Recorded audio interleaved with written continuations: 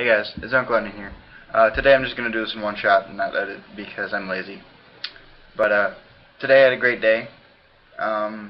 Did all the things I wanted to do, got a lot of work done in school, got a really good score on a math test that's required to graduate high school, that sort of thing. Got to come home and game for a little bit. And everything was good, everything was flowing nice.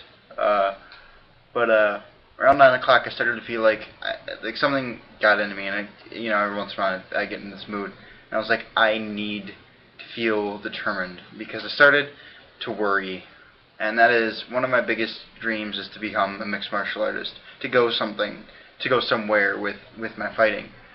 And then I started to kind of realize that I don't even know if I have the heart to be a fighter, because anybody could be a fighter.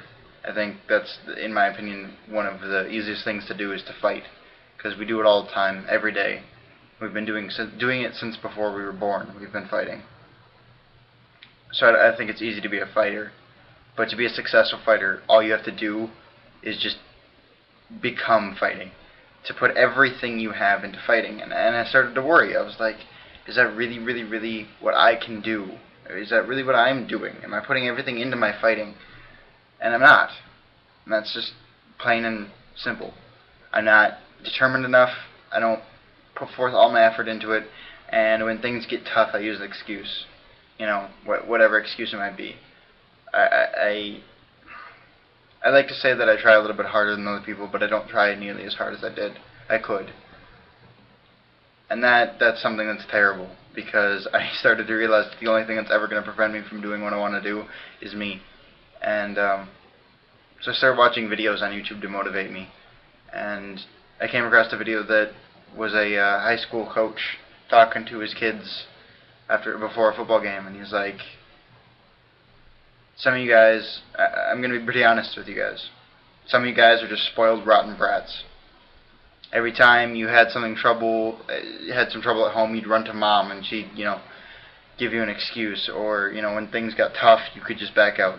You could go home when you were working out. You could go home saying, I don't feel good. He said stuff like that, and something that hit me immediately was the fact that he said that some of you guys are spoiled.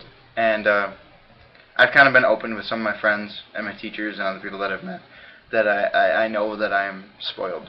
I've had a rather comfortable life for a few years now. I didn't always have a comfortable life, but I do now. And I think that's the reason why I am spoiled. I'm not going to use that as an excuse for why I'm spoiled.